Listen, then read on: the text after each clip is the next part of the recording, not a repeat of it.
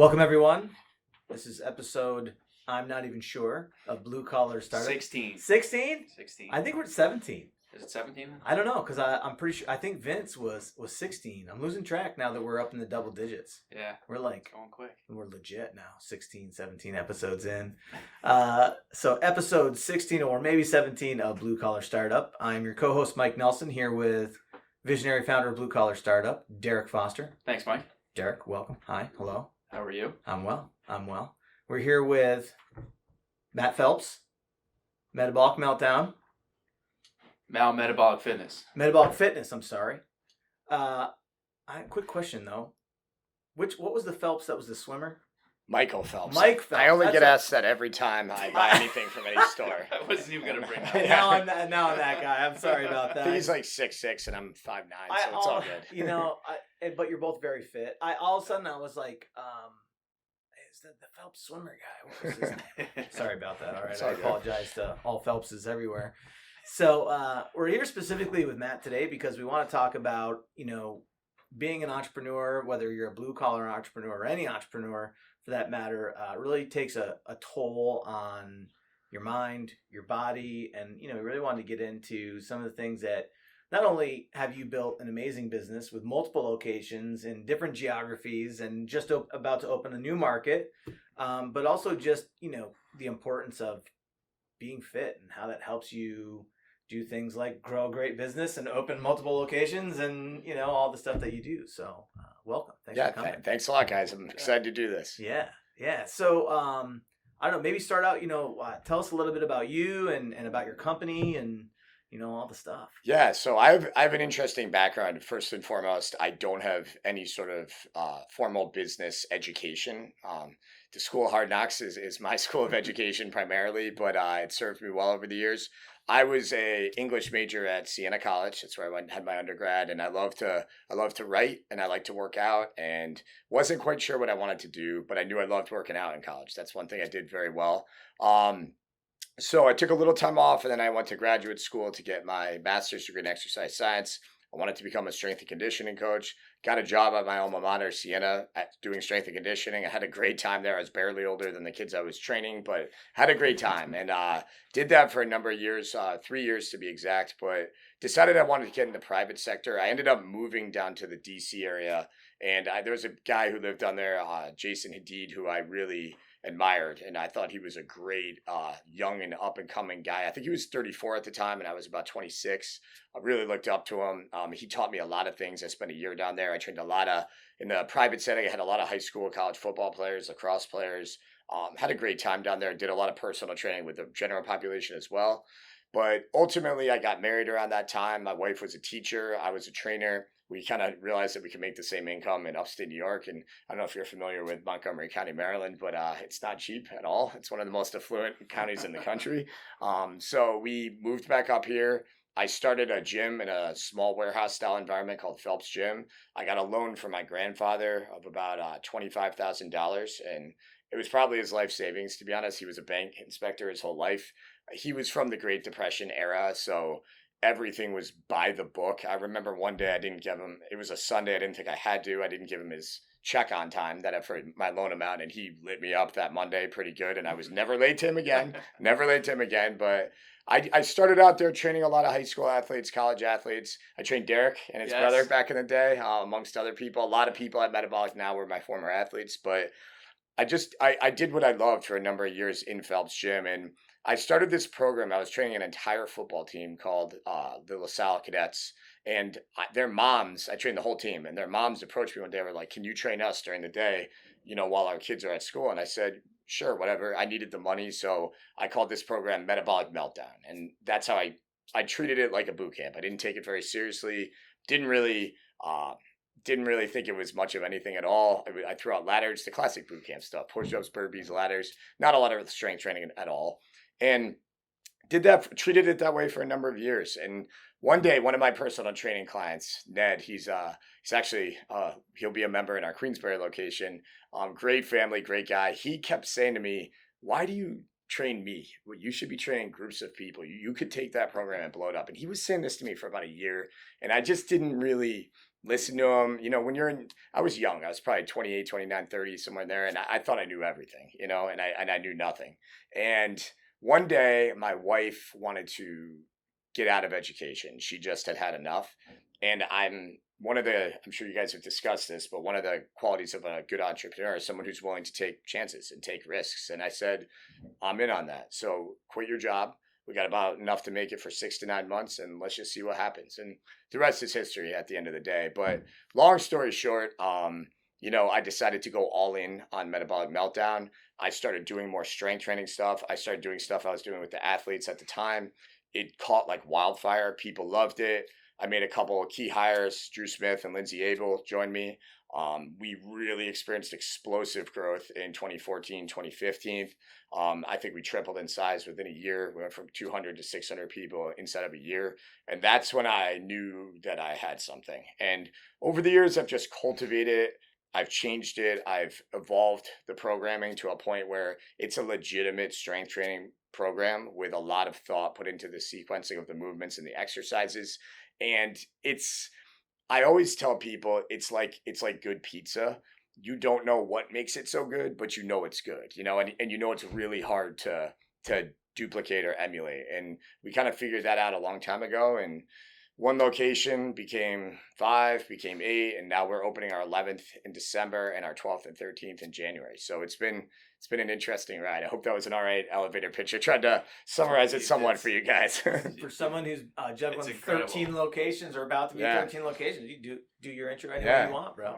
Thanks, man. Appreciate that. And it really is a phenomenal product. I've been, going to Metabolic religiously for the last few years after Matt had trained me when I was younger, and it's absolutely fantastic product, great people, and for you to be able to take something that you started training us in a warehouse in Schenectady and blew it up in it. It's pretty impressive. That's right. I didn't include that part of the story. Yeah, before I was in Menands, I was hopping around at all these different gyms, and I trained Derek and his cousin Jay and Drew and a bunch of other guys. And that shit was cool though. He had us swinging sledgehammers, beating tires with it. Man. So we were in this old rundown.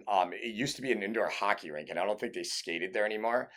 And under the stadium seats, they had like an empty area with all this bought out gym equipment, all this nice hammer string stuff. They had a turf field. It was like a secret. There were homeless guys down there. It's fine.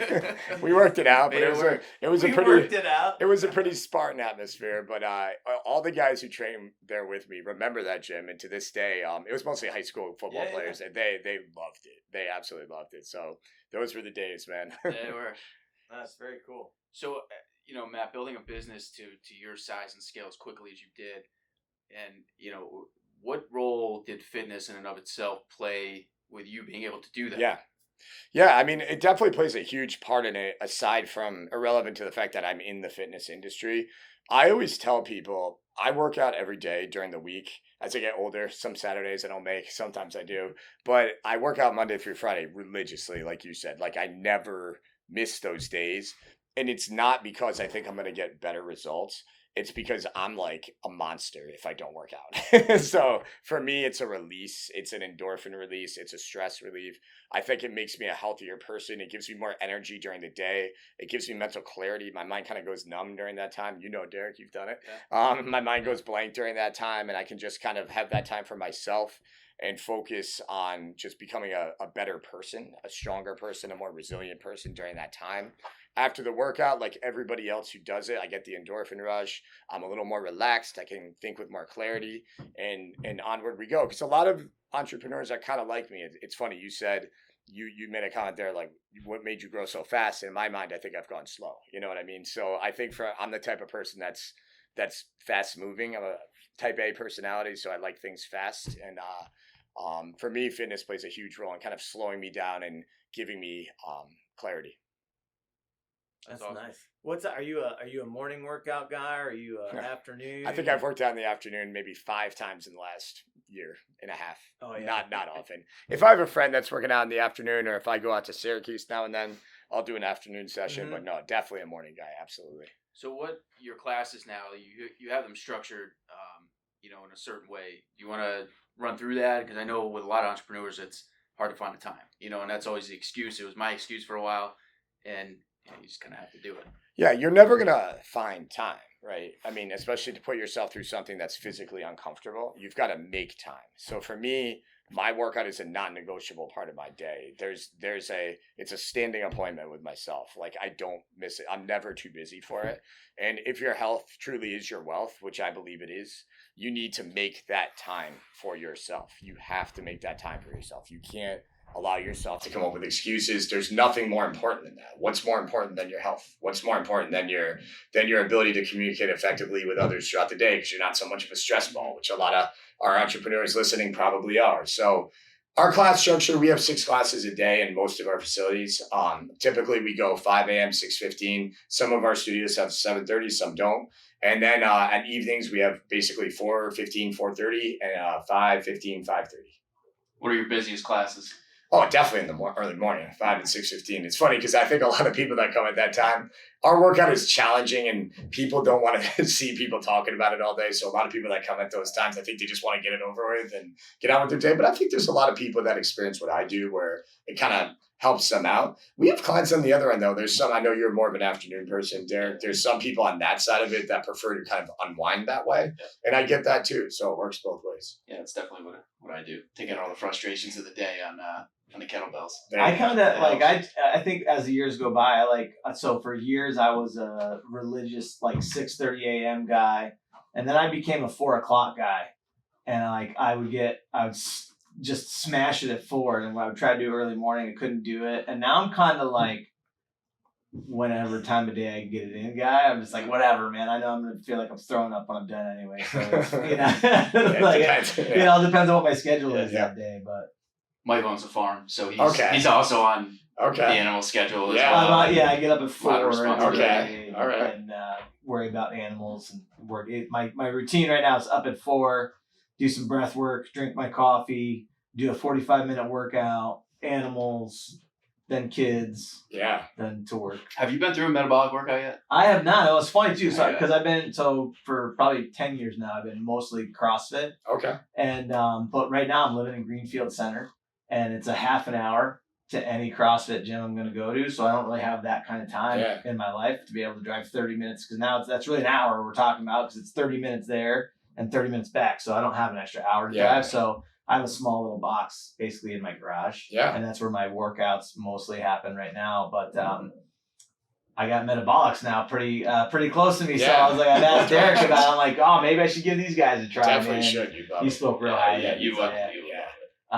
And right now I just got done a couple of races back in September, and I'm in a lull, because I came out of the races, and it was the second one that I did was Beast in Vermont, Spartan Beast. It's a pretty nasty race. It was 17 miles or whatever, but I was hurting for a few days. Couldn't walk down my stairs without looking like a 9-year-old man. But anyway, long story short is I'm just being a little lazy right now. I got to get back in. That's all right, man. We'll get there. You're a farmer, so you can't be that lazy. Him and Guaz had a great conversation about fitness, and it just kind of happened in his podcast. It's a big part of his regimen, his day. And I think we'll start to see that, as we bring more and more entrepreneurs on. Oh, yeah. Yeah. Guaz has been a mainstay for a long time. Oh, yeah. Oh, that's right. I forgot about that. Yeah, he told me he loves you guys. He was talking about how much he loves those workouts. He doesn't act like he loves me when he's there, but when he's done, he always dabs me up when we're done. Yeah, absolutely. So that's awesome. Good stuff, yeah. So, as far as the time management piece, we've talked about that a little bit before we jumped on live here. But, for you, being able to build that time into your schedule, any advice for somebody who's just starting out in business, who may not have, such an established schedule yet? What's the best way in your mind to be able to build that schedule? Yeah, I mean, listen, I'm a big proponent of health and wellness, but here's the thing. You have to come to terms with the fact that you're probably not going to get 8 hours of sleep every night. And you have to, in my opinion, you've got to choose, am I going to get 8 to 9 hours of sleep, or I'm going to be as productive as possible during my day? I've learned to kind of get used to 6 to 7 hours of sleep. And for me, that's worked for me, because I can create an hour. Like you said, Mike, I can create time that wasn't there before. And it's enough sleep for me. And I'm just keeping it real that there are times when you got to get up at 4:30 and it's easier to sleep till 6. That's the easy thing to do. But if you want to be a successful entrepreneur, it's not about what's easy. It's about what's productive. So you've got to create time when it's not there. You've got to be efficient with your time. You have to, I use Google Calendar. I plan my day out. I have appointments with hard stops. When I have conversations with people, a lot of times I started with, hey, it's great to meet you. It's good to talk to you. Listen, I have a hard stop in a half hour, but I'd love to chat. So what's going on? Just establish the boundaries before. Being a productive person it takes time to learn that skill set and to become more effective in that skill set. There's different softwares you can use in your company. I know here we use Asana to communicate with each other as a staff to increase productivity. That's worked incredibly well and it saves time. But I mean, listen, time is money. Time is a valuable commodity that you'll never leverage and you'll never override that currency. So you've got to find ways to maximize its value. And we've learned how to do that here. And myself, I've learned how to do that. I still make time for other things. I'm going to go to my son's basketball practice at 4:30. It's just, I might have to do a little more work after. It's just the day really doesn't ever stop for an entrepreneur. But if you're a true entrepreneur, you love that. That's what this is about. Yeah. So another side of the metabolic business is nutrition, right? Another big piece of, keeping yourself running on the proper stuff. How do you incorporate nutrition into this whole thing, Matt? You got workouts, trying to fit that in, but then trying to fit nutrition in on top of that. If you don't eat healthy, you are what you eat, right? So. Yeah, I think nutrition is a really misunderstood component of fitness. And it really is very simple. And I have a very simplistic approach. I eat cookies, I have chocolate, I drink Bud Light.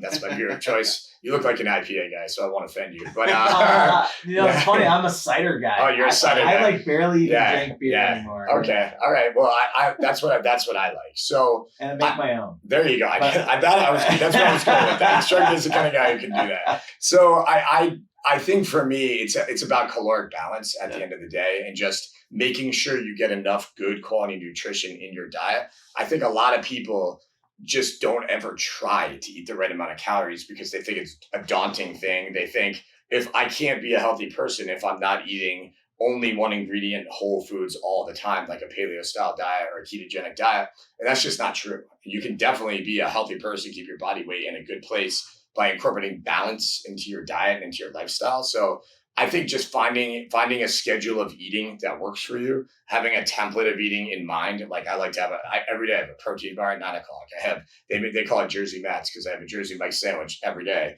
at noon. And then at night I'll have whatever Kara's making for dinner. I'm pretty flexible with it because honestly I haven't eaten a ton. I prefer not to eat a ton during the day. I find when I eat too much, I get a little bit brain fog. I get a little bit lethargic. I just need some coffee, a little bit of food, and I'm pretty good to go. And then at 4, it gives me some calories to work with at night. Very cool. So basically do what works for you.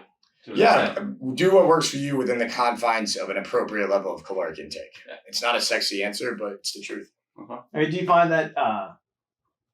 that a lot of nutrition is personal or personalized or should be personalized? Like it's based on who you are, your body type. Like is that? Yes and no. I think nutrition is too personalized sometimes. And I think people just make it more complicated than it really is. Yeah. If you go to the vet and your dog needs to lose weight, what do they tell you to do?